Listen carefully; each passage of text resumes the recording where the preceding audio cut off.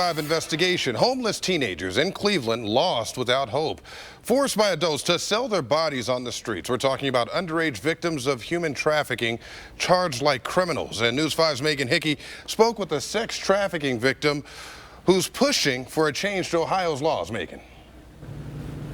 Here in Ohio, 16 and 17-year-old human trafficking victims can still be charged with prostitution, and victims say it's keeping them from getting help. Get in this car and I'm gonna make it out. Just taking that chance every day. All day.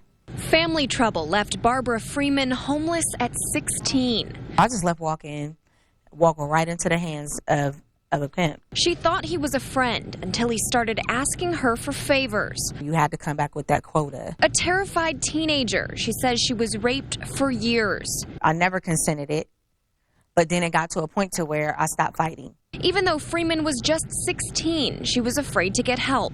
I didn't want to go to jail, but if I would have asked for help, I feel like that's what would have happened. Freeman was arrested and jailed 25 times and served a total of 13 years in prison.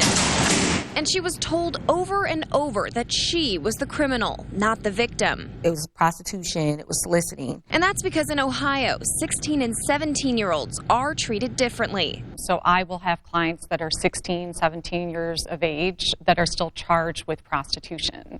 And that's something that we're trying to change. It's a contrast to federal law, which considers all minors victims in commercial sex trafficking. And we have to have protective measures for children. So why do we have all of these laws and all of these protections, but then we're saying we can charge them and treat them like criminals? Gerges and others are working with lawmakers to try to change the law. Freeman says every step will help women like her find their freedom. Don't punish us again for what we've already been punished for. And Representative Teresa Fetter says she plans to introduce legislation that would extend safe harbor protections to all human trafficking victims under the age of 18.